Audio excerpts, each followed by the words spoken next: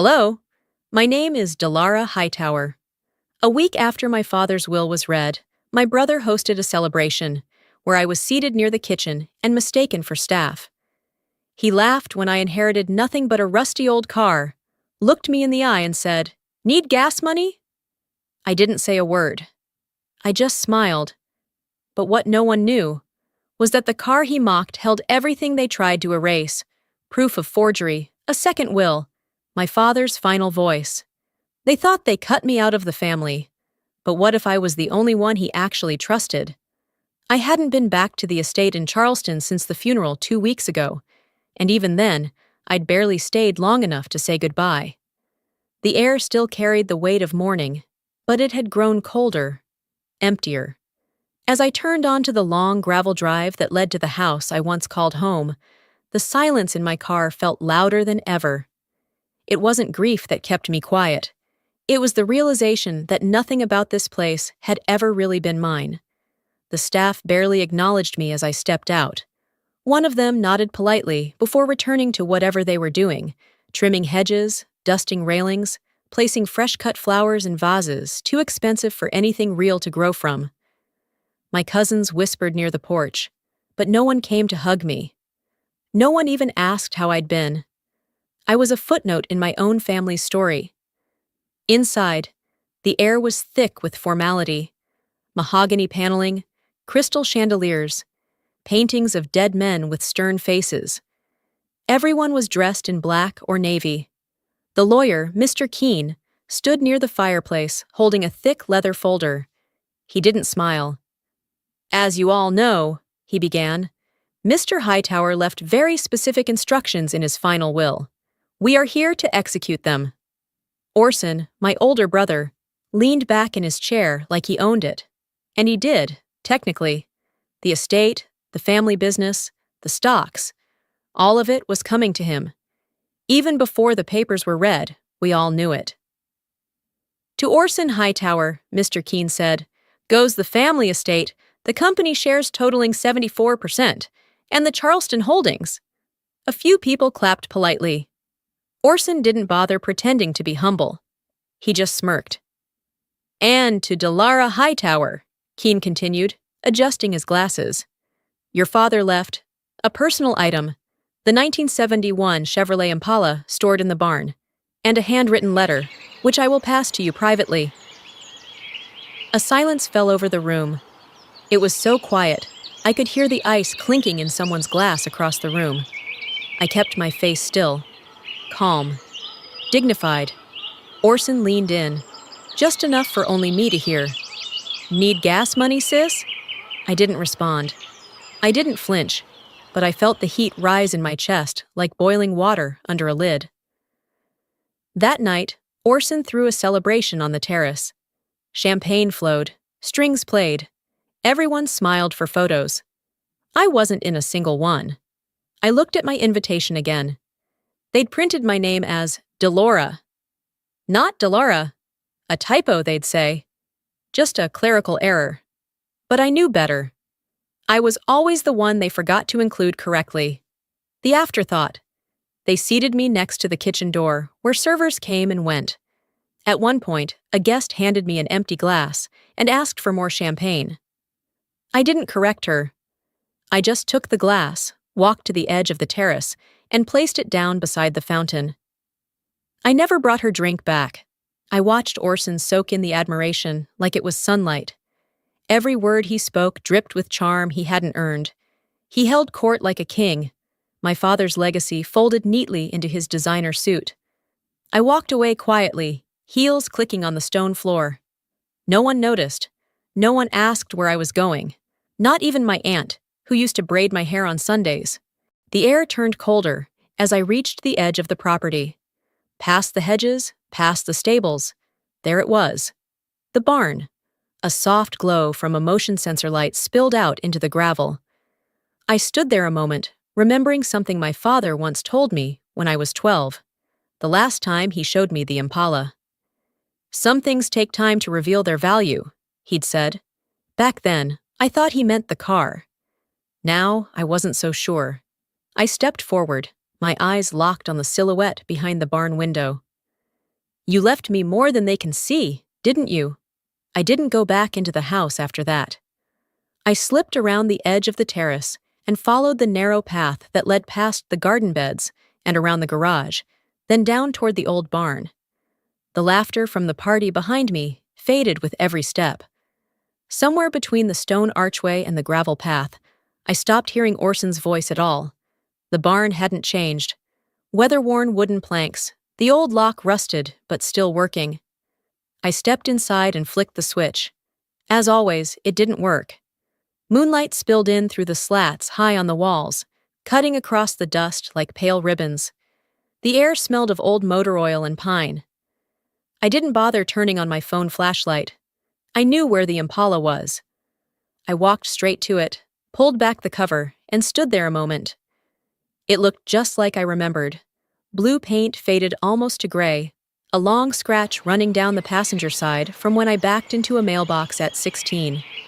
It didn't look like an inheritance. It looked like a memory. One no one wanted but me. I opened the door, slid into the driver's seat, and laid my hands on the wheel. The leather was cracked, but familiar. I said it out loud before I even realized the words were forming. Not even the radio works. But something was off. The hood wasn't shut properly. The latch didn't feel the same when I pulled it. I got out, moved to the front of the car, and opened it. That's when I saw it. Wires that weren't factory. Not from 1971. Someone had run fresh cabling along the firewall, tucked just enough out of view to avoid casual detection. It didn't look like restoration. It looked like surveillance. I stepped back, opened the rear passenger door. Tools in the seat, screwdrivers, pliers, electrical tape. None of it mine, none of it my father's. My stomach twisted. I crouched and followed the wire under the steering column. A small black device blinked softly. I recognized it. A GPS tracker, paired with a hidden microphone. I'd seen them before in corporate security audits. Someone had been listening and following. Not since last week. This looked older, installed clean, maintained. They didn't give me this car because it was worthless. They gave it to me because they thought they'd already stripped it of value, and maybe because they assumed I wouldn't know how to look deeper. I sat in silence for a while, the barn door half open behind me, the wind rustling through the trees outside. The whole time I could feel it. Someone, somewhere, had wanted to hear what I'd do with this gift. But tonight, I was the one listening. I didn't sleep much.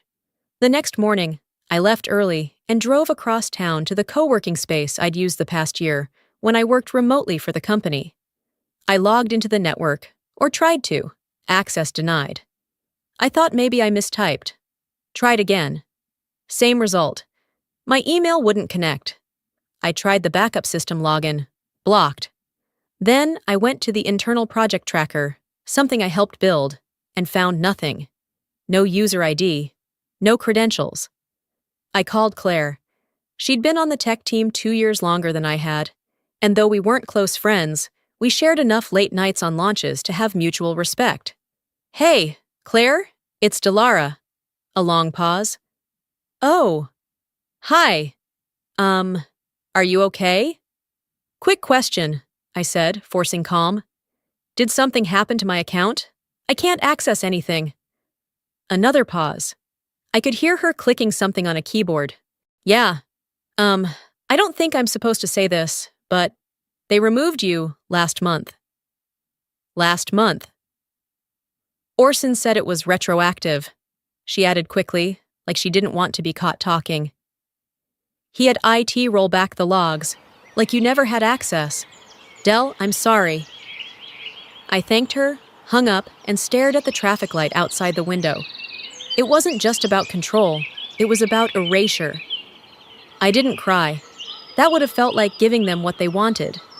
Instead, I walked a few blocks down to one of those quiet diners near Meeting Street, sat at the counter, ordered black coffee, no cream, no sugar. The waitress looked like she'd seen her fair share of late nights and betrayals. She didn't ask questions, just brought the mug and left me alone. I pulled out the small leather-bound journal I kept in my bag. It wasn't for planning or goals, just fragments, Quotes, thoughts, moments that stuck with me. I flipped to a blank page and wrote one word in bold, all caps. Document. Then, underneath, this isn't about inheritance, it's about erasure. That journal entry stayed on my mind the rest of the day. I didn't head back to the estate that night. Instead, I stopped by a motel off Rivers Avenue, the kind with no frills and flickering neon. I needed time, space, quiet. The next morning, I bought a cheap set of tools from a hardware store and drove straight to the barn. I kept the windows down the whole ride, not because I needed fresh air, but because I needed to remember how to breathe when my world felt smaller than a glove box. I parked just outside the barn and stepped inside. Sunlight crept through the slats now, slicing across the hood of the Impala. I'd seen it so many times before, but this time I approached with purpose. Not nostalgia, not fear. Purpose. I opened the trunk without knowing exactly why. Just a tug at something deeper than instinct, the kind of nudge you feel when you forget something important and can't remember what it was, only that it matters. The carpeting inside was stiff from years of humidity, but I noticed a section toward the back that looked newer, cleaner. I peeled it back and found a small panel. Wood, not metal. Hand-cut. Screwed in by hand. My hands moved on their own, reaching into the bag for the screwdriver I'd just bought. It took me a few minutes, but the panel popped loose with a creak. Behind it was a wooden box, maybe 14 inches wide, aged but intact. A rusted lock held it shut. I sat down on the trunk ledge, rested the box on my lap, and picked at the latch until it gave way with a reluctant snap. Inside, silence. Not literal silence. There were papers, receipts, folders, but everything inside made me still. My breath, my heartbeat, my thoughts. They all stopped. The folder on top read, Transfer, Delara Hightower. My name, my actual full name. Not Delora, not Del, not the girl with the car. Me. I opened it slowly, revealing property deeds, 4, maybe 5. All with my name typed clearly, stamped, signed. Dated years ago. Stock shares too. Minority holdings, yes, but valuable. More than anything I'd ever been told I had. One even had a sticky note in my father's handwriting, keep this safe. I flipped to the last page of the stack and froze. A document that looked familiar. A family trust amendment. My name was included, then crossed out. Not digitally, not reprinted. Scratched out by pen, as if removed in haste. At the bottom, my father's signature remained. And beside it, Orson's. I let out a slow breath and gently set the folder aside.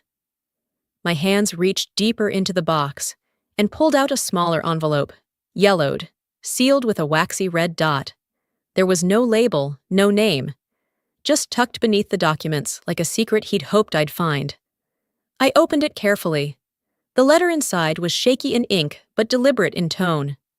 Delara, if you're reading this, you were erased. I'm sorry. I never meant for it to go this way. This car, this box, this moment. It's all that I could control. I knew something was wrong long before my doctors did. I knew Orson was preparing to remove you. I couldn't stop him from manipulating the others. But I could at least leave this behind, where only you would know to look. They think I chose them. I didn't. I chose you. And if you're holding this, I need you to remember that. He didn't sign it Dad, just Howard. I folded the letter slowly and leaned back against the wall of the barn. My father had never been a sentimental man. He was distant, measured, someone who loved through planning, not touch. But this was as close to a confession as he could have given. The heat I felt last night came rushing back, but it didn't feel like anger this time. It felt like awakening, like a quiet thread pulling me forward. For years, I wondered if I'd misread him, if my absence in board meetings, family photos, succession plans meant I'd somehow fallen short. But he saw it, he knew, and he acted. Quietly, secretly, in a way that would only make sense after he was gone. I placed the documents and the letter into a separate folder from my bag and closed the trunk. I sat in the driver's seat, still, and stared out through the cracked windshield at the barn doors. They gave me this car thinking it was a joke, or a leftover. But this wasn't a relic, it was a vault, and now it was mine. I ran my fingers along the dashboard once more and started listing the facts in my head. Deeds, shares, a trust amendment, a letter. I had the bones. Now I needed proof of the meat. This wasn't about proving I deserved anything. It was about proving they knew I did and chose to erase me anyway. I reached for my phone, opened my notes app, and typed out a single task list. Scan all documents. Cross-check property IDs with county records. Track down notary signatures. Find out when Orson co-signed the trust amendment. Ask Lucian what else he's hiding. The last item sat there a little heavier than the rest. My father's lawyer, his closest confidant in the end, hadn't told me about this, hadn't warned me. That wasn't a mistake. That was a choice. I would give him one chance to explain, just one. I started the engine out of instinct. It didn't turn over, of course. Battery was long dead. But in that moment, I didn't need it to run. I needed it to remind me that I could. I leaned forward, resting my forehead against the wheel, and whispered, "If they took this from me once, they'll try again. But this time, I'm the one watching." The message was short. 10 words, no punctuation, just enough to make her know I wasn't bluffing. I sent it from the parking lot outside the courthouse, still holding the flash drive I'd been given. The county records clerk had been polite, but she didn't hide her curiosity. "Been a lot of Hightowers through here," she said as she handed me the thumb drive, her eyes scanning me from behind thick-rimmed glasses. "Some of 'em louder than others." I gave her a tight smile. "I'm one of the quiet ones." Back inside my car, I plugged the drive into my laptop and opened the file folder labeled Archived Footage, 2019. My heart thudded low in my chest. I didn't know what I expected to find. Maybe a scan of a signed document, maybe nothing. But not this. It was security camera footage, grainy and time-stamped. A side hallway at Hightower and Knox Legal. I recognized the corridor, used to walk it when I interned there during college. The camera pointed toward a conference room door. In the video, a woman walked in, face partially turned from the lens. She wore a navy blazer, her dark blonde hair swept into a low bun. But when she turned to adjust something on the table, I saw her face. Aunt Verena. She sat down, pulled out a folder from her bag, and took a pen from her coat pocket. I watched her place several documents on the table, then lean in. She signed a name. My name. Delara Hightower. I froze. Not because I didn't believe it. I'd suspected her for years, of favors, of quiet manipulations. But seeing it on screen felt different. It wasn't a hunch anymore. It was proof. She lingered a moment, looked right into the camera, either unaware or unfazed, and gathered the papers calmly before walking out. The footage ended. I sat back and stared at the screen, fingers twitching. All these years, I'd told myself maybe I wasn't assertive enough. Maybe I hadn't tried hard enough. But this was theft. Not of money or title, but identity. She hadn't just taken my signature, she'd taken my place. That afternoon, I messaged Lucian and asked him to meet me somewhere quiet. We picked a small cafe tucked near the old waterfront, one of those places with worn booths and waitresses who'd been there long enough to forget your name, but never your order. He arrived before I did, seated in the corner, with a cup of chamomile tea, tie slightly loosened. He looked tired, not just from age, but from the weight of years lived defending other people's secrets. "I assume this isn't a casual check-in?" he said as I slid into the booth across from him. "I found footage," I said, skipping pleasantries. 4 years ago, Verena forged my name on property transfers. They match what was hidden in the Impala. Lucian didn't react right away. He sipped his tea, eyes not leaving mine. "There's something else," he said softly. Your father submitted a revised will, 3 weeks before he died. I blinked. What? He nodded. He updated it, added you back in, gave you significant control, estate shares, decision-making rights. He filed it, but the document was intercepted, never recorded. Intercepted by who? I don't have proof, but Orson's legal team closed ranks immediately after the filing. I was pushed out. Officially, it was a conflict of interest. I assumed you knew. No, Lucian, I said, the edge in my voice sharpening. I didn't know because no one told me. I should have pushed harder, he admitted, but I thought, after everything, you didn't want to fight. I laughed once, short and humorless. I didn't know I was in one. He slid a folder across the table. This is a copy of the revised will. Howard gave it to me in case things got ugly. He told me to protect it if Orson got greedy. I opened it. My name, right there, clean, centered, unquestioned. It felt strange seeing it on something official. Strange and right. I didn't cry. I didn't rage. I simply folded the document and placed it into my bag. Then I pulled out a small notepad and wrote down 3 names. Verena, Orson, Hadley Crane, the lawyer who'd handled most of the estate matters after Dad's passing. I'm going to confront her, I said, glancing up. Verena. Lucian hesitated. Delara, are you sure? She's well connected. You make this public. There's no going back. There was never anything to go back to. I stood, nodded my thanks, and left the cafe. The wind had picked up. A few seagulls circled overhead, calling out over the rooftops.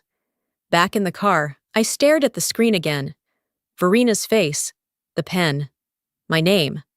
I pulled out my phone, opened a new message, and typed, "We need to talk, about signatures." I hit send.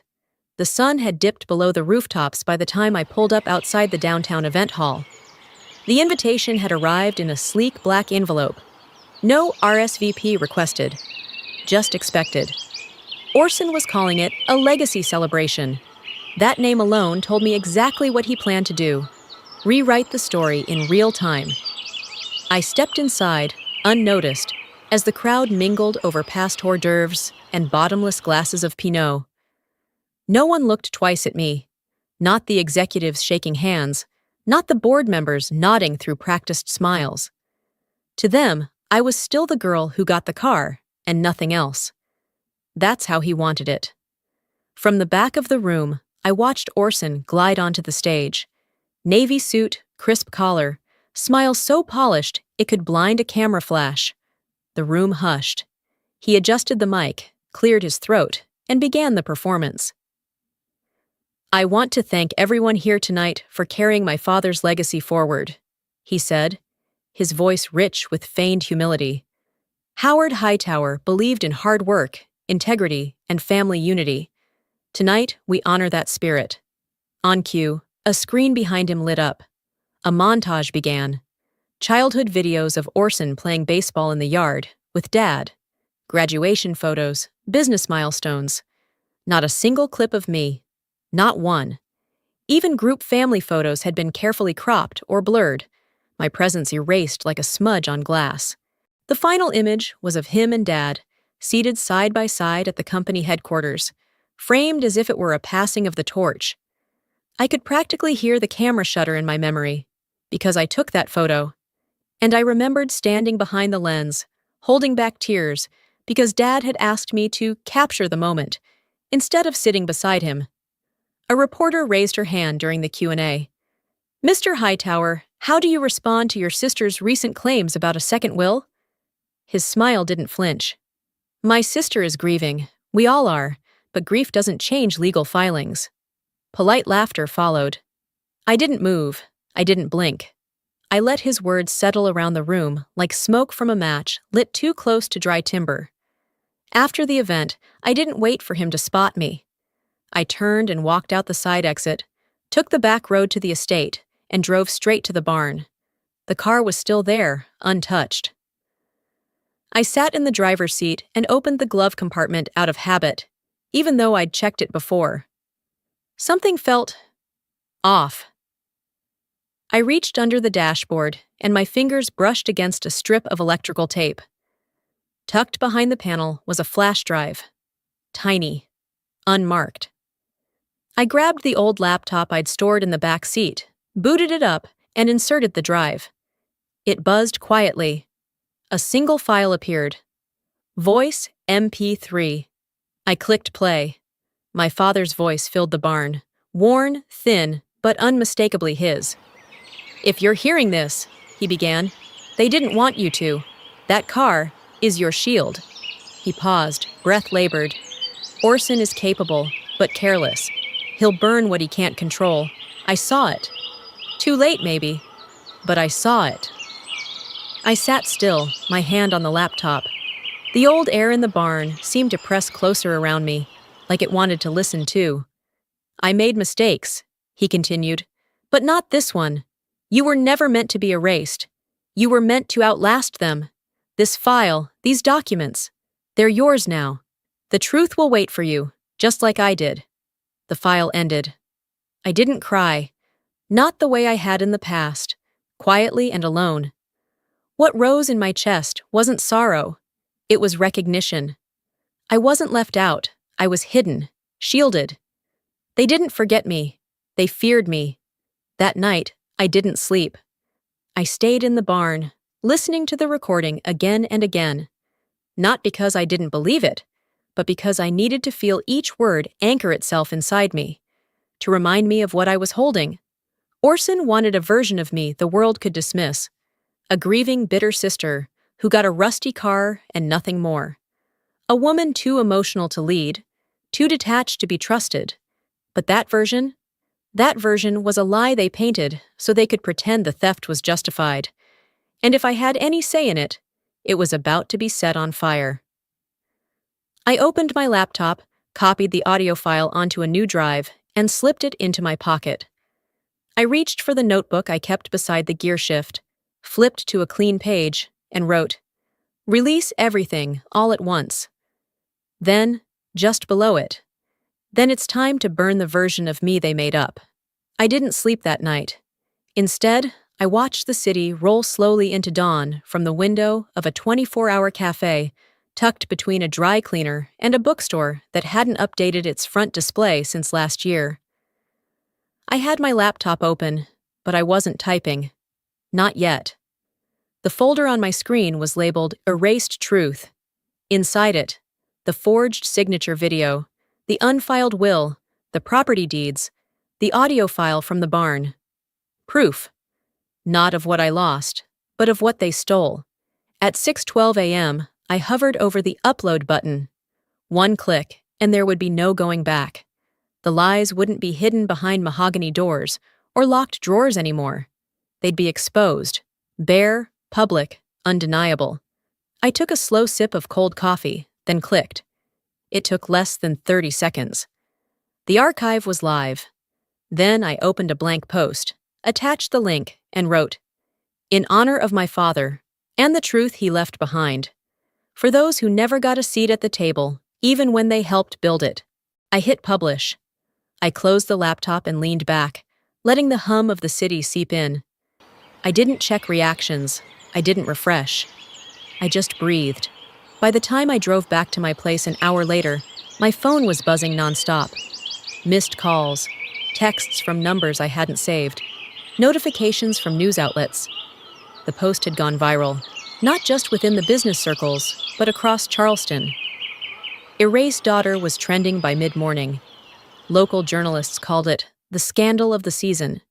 Former employees at Hightower Properties began speaking up, quietly, cautiously. Some confirmed they'd seen Verena in meetings she had no role in. Others recalled questions being redirected from me to Orson, even when I was the project lead. By noon, the real estate group's main website was down. Maintenance, they claimed. At 3:04 p.m., there was a knock on my door. I didn't check the peephole. I knew. Verena stood there in pearls and a sky blue sweater set, looking like she just stepped out of a Sunday brunch in Mount Pleasant. Her smile was syrupy. Her eyes weren't. "Dilara," she said, drawing out the last syllable like it was a flavor she didn't care for. "We should talk." I crossed my arms and leaned against the doorframe. "No need. Everything I have to say is already public." She gave a soft chuckle. "Come on now, don't be dramatic. You've made your point. Let's be reasonable." I tilted my head. "You forged my signature. Reason left the room 4 years ago." Verina's smile didn't falter. She stepped in a little, lowering her voice. "You've stirred up a lot of noise. But you and I both know scandals fade fast. Memories fade faster.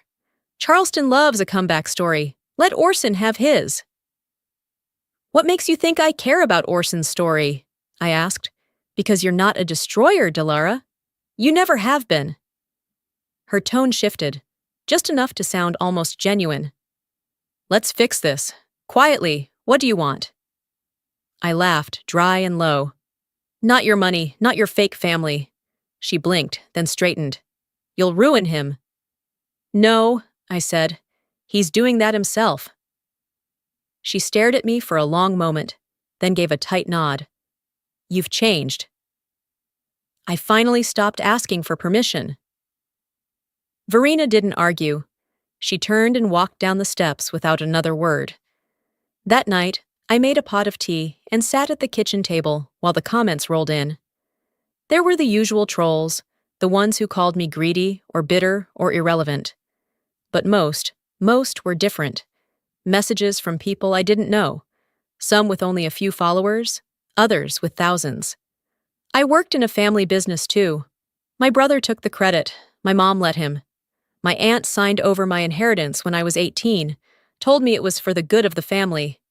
"You're not alone." One message stopped me cold. It was from an old investor, someone I'd only met once, years ago, during a company presentation. "I knew your numbers were sharper than Orson's," he wrote. "I should have followed up then. Thank you for not staying quiet." I didn't reply, but I reread it 3 times. It was strange, the kind of strength that came not from revenge, but from validation. I didn't want Orson's position. I didn't crave applause. I just wanted to exist, fully, without being edited out of my own story. Later, lying in bed, I stared at the ceiling and whispered to the dark. By the time morning came, my phone had stopped ringing. The silence wasn't peace. It was the hush before something big. Around 10:15, the doorbell rang. Not a knock. Not an impatient bang. Just a single ring, short and sharp. I opened the door to find a courier in a navy jacket, holding a thick envelope. "Are you Ms. Dilara Hightower?" I nodded. He handed me the envelope, tapped his clipboard, and left without a word. The envelope read, "Hightower Holdings v. Dilara Hightower. Defamation, fraud, emotional harm." I stood there for a long minute. No panic, no disbelief. Just the quiet simmer of fury rising up from my spine. He was trying to silence me with the very system I'd spent years helping him build. It was classic Orson. When charm failed, he turned to control. And when control slipped, he reached for the courts. I called Lucian. "He served me." "I figured he would," he replied. "Come by in 2 hours. We're filing our own motion." 2 hours later, I was seated beside Lucian at the courthouse. The room wasn't grand. Just rows of pew-like benches, the murmur of legal assistants, and a tired bailiff who looked like he'd seen this show too many times. Orson entered with his legal team, 2 sharp suits, and 1 PR consultant, with a laminated smile. He caught my eye, but didn't nod. He didn't need to. His arrogance did the talking. The judge took her seat, glanced at the docket, and began. Lucian stood first. "Your Honor, we are prepared to answer the plaintiff's complaint. In addition, we are filing a countersuit for suppression of legal documents, misuse of a state authority, and perjury." He handed the folder over, calm as ever. The judge flipped through the papers.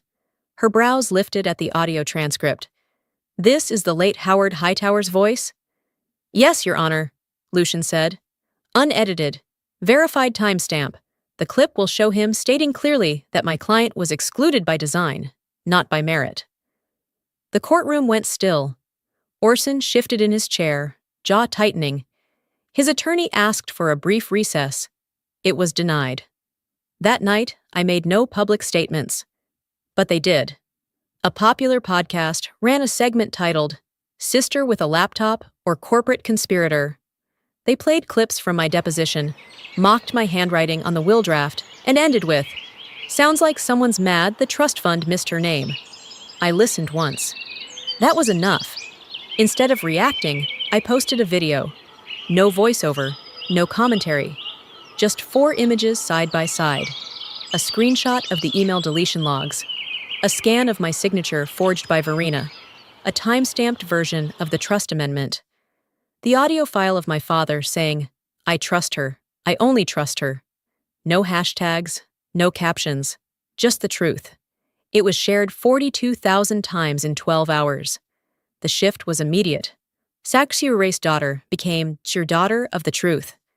My inbox flooded with messages, some apologetic, some stunned, many saying what I didn't need but still appreciated.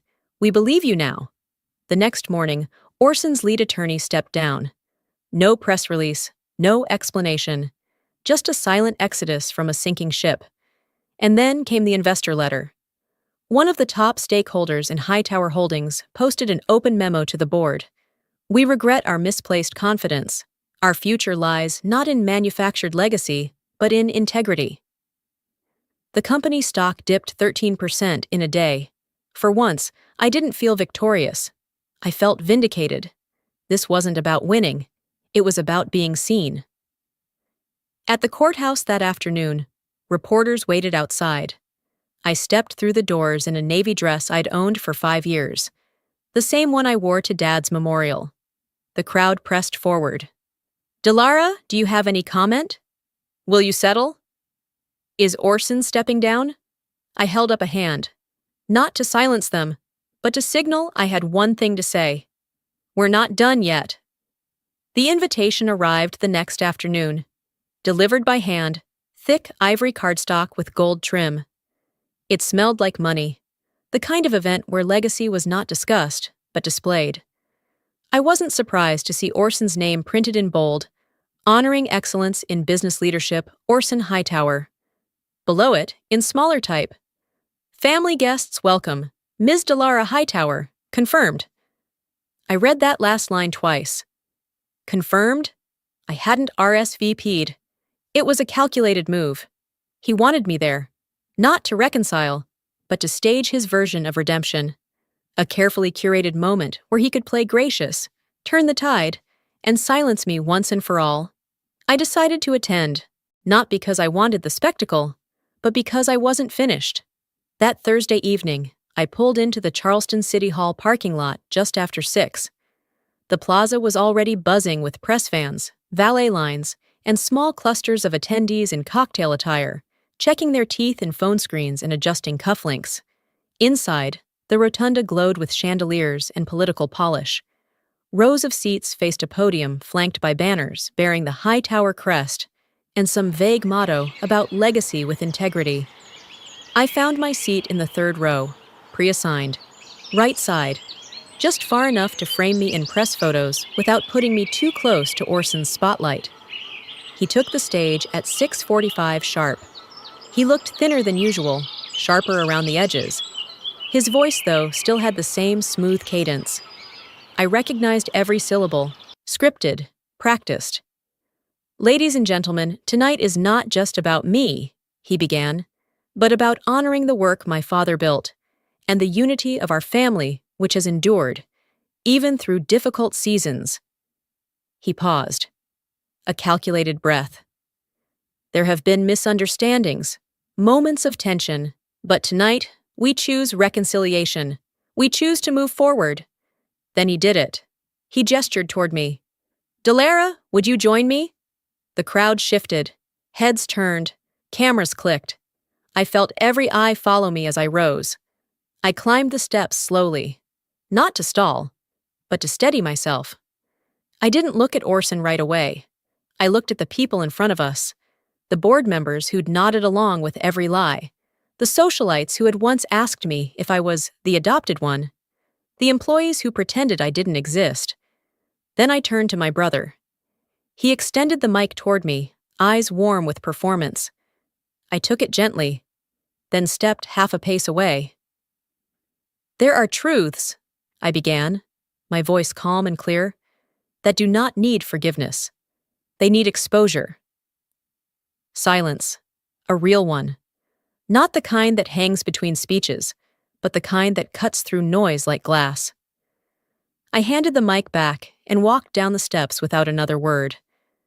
Behind me, I heard murmurs swell, then stall. The next speaker hesitated, unsure if the program should continue. I kept walking, straight out the doors, into the cool air of the Charleston night. The fallout didn't take long. By sunrise, Hollings Capital had released a formal statement.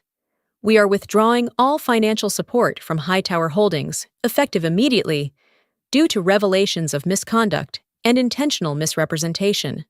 The company website removed Orson's photo by noon. Several smaller partners followed. The real estate industry doesn't forgive dishonesty, not when money's on the line. That evening, I passed City Hall again on my way home. News crews still lingered outside. Someone recognized me, raised a microphone. I kept walking. No press statements, no interviews, no sound bites. Just a woman walking away from a chapter she didn't choose, but refused to let be rewritten without her voice. I turned the corner, where my car was parked beneath a willow tree. I paused there for a moment, the branches swaying low like they wanted to hear a secret. "There's still one thing left to finish," I whispered. I didn't go home after leaving City Hall. Instead, I drove along East Bay Street, then circled down toward the old part of town, where the sidewalks are still uneven brick and the ironwork fences have stories older than my family name. I parked by the waterfront, watched the masts sway against the fading skyline, and sat in silence. I wasn't ready to let go. Not yet. A few days later, I received an invitation from the Charleston Historical Museum. No ceremony, no press. Just a quiet note that said, "Your father's car is ready. We'd be honored to have you see it first." I arrived early. No entourage, no cameras. Just me and the echo of my heels on marble floors. The building smelled of lemon oil and paper, like stories preserved under glass. I turned the corner into the new exhibit room. There it stood. The Impala had been restored to perfection. Its paint, a rich steel blue, now polished to a mirror finish, reflected the lights overhead. The leather seats had been conditioned, but not replaced. The small crack in the passenger door left untouched, preserved like a scar that carried too much truth to cover up. I approached it slowly, letting myself absorb every inch of it. The same car they laughed at, the one Orson called junk. It now stood on a raised platform, behind velvet ropes, under a glass dome. To the right, a simple plaque read, "This vehicle held more than memories. It carried truth." I let my eyes drift to the far wall. Framed photographs lined it. My father in his early business years, photos from development sites, ribbon cuttings, newspaper clippings. But one image stopped me cold. A photo of me. Not cropped, not blurred, not cut away. It was from my 12th birthday. I stood between my father and Orson, one hand on the car door, the other holding a key he had just placed in my palm. I remember how big that key felt back then, how it had made me feel trusted, worthy. The original photo had once been edited. My part removed for a magazine article. I found that version months ago, buried in a drawer. But this was whole. Below it, a brass plate read, "Legacy is not what you leave, it's who remembers." I stood there for what felt like hours, letting the weight of that sentence settle. I didn't need to speak. My silence had done the work, and now my presence was etched into more than just memory. As I walked toward the exit, I noticed a small group of schoolchildren with a tour guide entering the exhibit. One little girl, no older than 10, pointed to the car and asked, "Whose is that?" The guide smiled. That belonged to Delara Hightower. She used it to prove the truth about her family's legacy. The girl nodded slowly, then whispered to her friend, "Cool." I smiled. Just a little. That night, back home, I made a cup of tea and curled up on the couch with a blanket. The house was quiet. My inbox had finally stopped buzzing, but one message slipped in. No subject line, no signature, just a single paragraph. "You don't know me, but because of your story, I didn't jump today. Thank you." I read it twice, then a third time, then closed my laptop gently. That kind of message, you don't reply to. You let it sit. Let it warm the parts of you no court ruling or corporate battle ever could. Later, I stepped outside. The museum's dome was just visible from my porch. The city felt softer somehow, like it had exhaled. I watched the wind play with the leaves of the old magnolia tree in the front yard, and whispered, to no one in particular, maybe to him, maybe just to the night. Some things aren't meant to be inherited, they're meant to be rebuilt and remembered. Sometimes the quietest daughters leave the loudest legacies.